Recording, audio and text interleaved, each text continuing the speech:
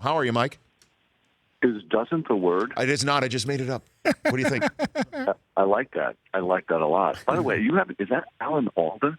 Yeah, he's coming in the third hour. He's a Fordham grad, I do know that. He's a New Jersey guy too, isn't he? Doesn't he have some time? He's got. Yeah. Are you nervous about it? I would be nervous interviewing Alan Alda.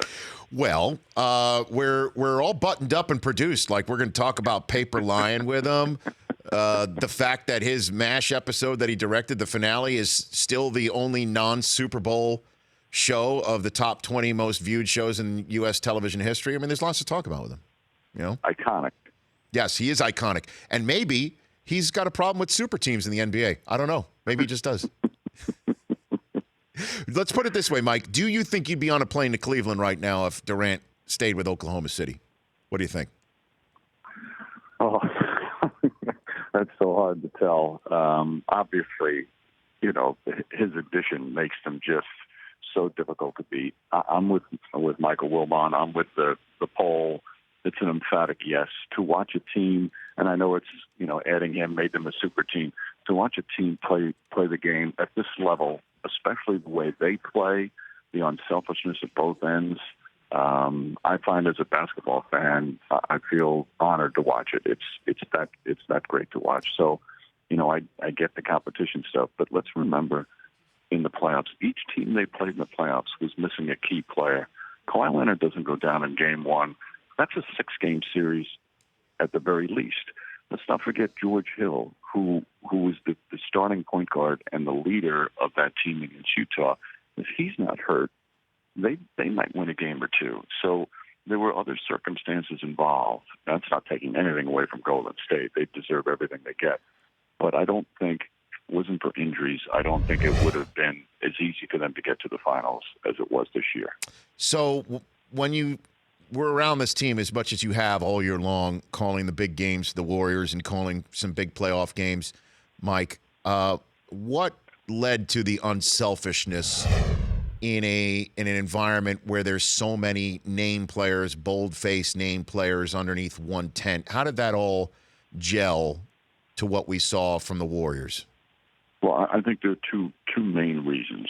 Number one, you won't have an unselfish team unless your best player is that way. That's why the Spurs for 20 years were the most unselfish team in basketball, because of Tim Duncan. And it's the same thing with Steph Curry. When your best player is one who cares about wins more than his numbers, it just seeps down through the entire roster. And you add a Kevin Durant who's like that, who just fits in right with everybody else because he has that same mindset. But it also starts with your coach. If you're not buying into what the coach is saying, and because Steve Kerr has such a way, he's one of the best people persons I've ever seen, his ability to connect with this team, and because of his credibility of where he came from, not only as a player with championships, but who he played for, like a Popovich, like a Phil Jackson. He had that credibility, and they bought into him. So I think those two factors are the key that started that. And I'm not just saying this because he's my partner, but Mark Jackson started there, his culture of unselfishness defensively. And Steve Kerr was so gracious in giving Mark credit. They're as unselfish on the defensive end as they are on the offensive end, and I think that's what really makes them special. Mike Breen joining me here on the Rich Eisen Show, and that's an interesting point that you make right there. I remember covering the 2001 World Series on SportsCenter on ESPN, and my analyst was Buck Showalter, and the Yankee team and the Diamondback teams that were playing for the World Series were built by him. I mean, he was the manager for the Yankee years prior to Torrey, and then he was the first Diamondbacks manager, and then Brenly came in and took him to the championship. And I could just tell there was a little bit of melancholy. He was professional and had a sense of humor about himself. What has it been like for Mark Jackson to be calling these games courtside, watching the Warriors win 2 out of the last 3 years, Mike? I think there's a sense of pride that's part of it. And he doesn't hold any bitterness whatsoever. I'm amazed how good he is. I wouldn't be that strong. But he's proud of the players that he watched come into the league and helped grow up.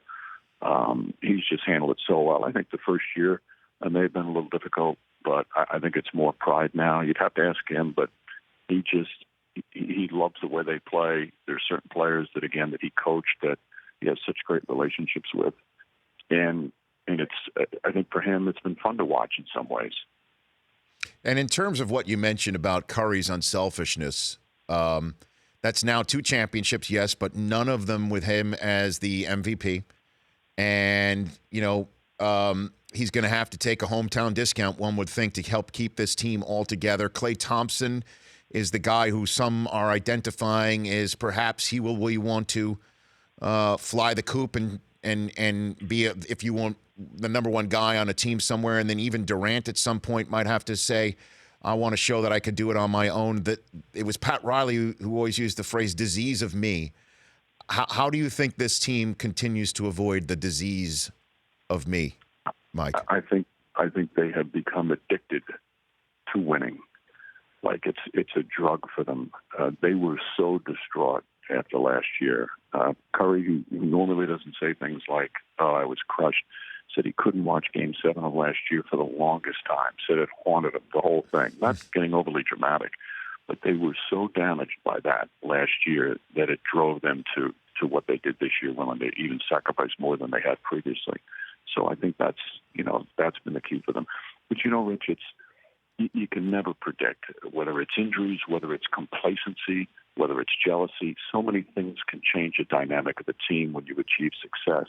But at least for these last 2 championships I've watched, it has not changed them one bit. So then how does this compare to championship teams that you've called before, in the 11 times before your dozenth, Mike? Well, the stars are all still so young. They're still all in their prime. Nobody's even 30 yet, for crying out loud. That's the scary part. And the other thing too is look at Kevin Durant. As great a scorer as he was, he's become he's become a really good defender. He's become more of a playmaker. So he's still developing as a complete player. Same thing with Curry. Curry was a great scorer and a good distributor, but he took on a little bit of a different role this year as a playmaker.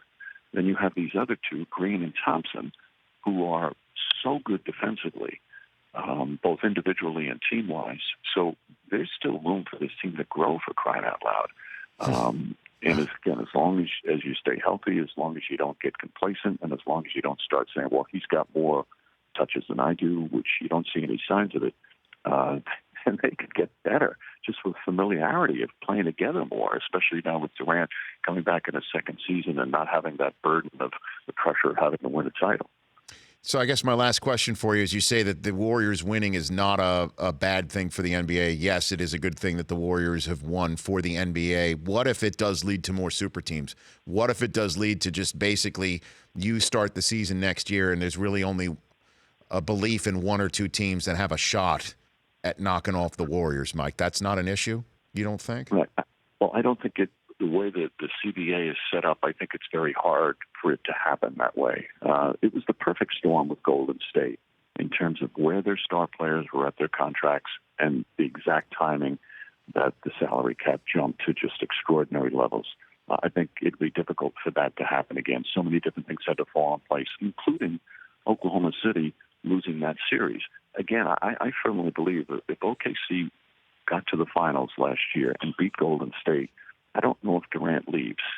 No, I mean, nobody can tell that. But I think so many things had to fall perfectly into place for this to happen. And it still could happen. But to me, it's also, Rich, it's a challenge to the other general managers, challenge to the president. Okay, we got to figure this thing out. This team is up here. We got to find a way where we can compete with them. And I think it brings out the best in the basketball people. Have you ever called golf, Mike? Have you ever called golf? I call it all the time in my living room when I'm watching games. I practice my little secret whisper. Well, it sounds like you got that going on right now, Mike. Are you on the 12th green atop somewhere? No, I'm in the Delta Club at the airport, and there seems to be very serious business people here. Okay. And some of them are staring at me with menacing glares. Well, it's because they've watched a dozen NBA finals, Mike. They know you. That's what it is. And they're sick of my voice right now. So. And Rihanna just walked by, right? Is that what? How much grief did you? How much grief did Van Gundy get? He said he got a ton of grief from you and the crew. It just rolls off his back. He is not bothered the least by that kind of grief. Fly safe, Mike. All right, safe. Rich. Always a pleasure, bud. You got it. Same here. That's Mike Breen. The Rich Eisen Show, weekdays at noon Eastern on radio stations across the country and audience. If you liked some of that, get some more of that on the Rich Eisen Show app. Follow all the information you see right here on the Rich Eisen Show.